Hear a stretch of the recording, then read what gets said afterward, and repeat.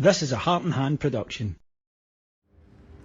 Hello everyone, my name's David Edgar. I'm the host of Heart and Hand, the Rangers podcast. I'm joining you tonight after the latest disappointing performance and result in a season that has so far been marked with them. Rangers lost 1-0 tonight to Genk in our opening group stage Europa League match, and over the last few years we've built up a decent head of steam in Europe and done very, very well. And Genk are not a side that I would have expected to come to Rangers and beat us at any point during that. But the fact that they did tonight and did so comfortably, more comfortably than the scoreline suggests, is indicative of the situation that Rangers find themselves in under Russell Martin. He made one change tonight and came Yusuf Chermiti to the side that beat Hibs at the weekend, replacing Bojan Miovski. But straight away, the big issue, and you can talk about philosophies or relationship the manager has with the players or anything. Here's the problem. This Rangers team finds it painfully difficult to create anything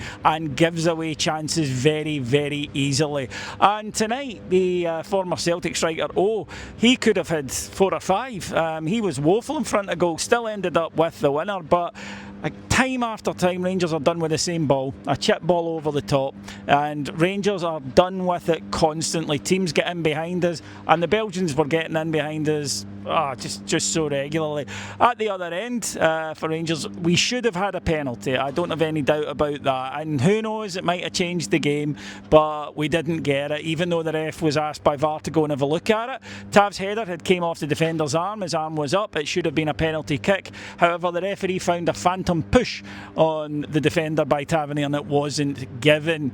A few moments later though, there was a decision that he was given to be able to make by Mo Diamandi. A crazy tackle happened right in front of me on the halfway line and he was sent off for it, and then you're right up against it from there on in. And it got worse a few minutes later, a penalty given against James Tavernier. This one's more debatable. Was there a clip? It could go either way, but Jack Butland saved it to give us a boost. However, in the second half, it kept the same thing. They kept missing chances. An open goal at one point from O.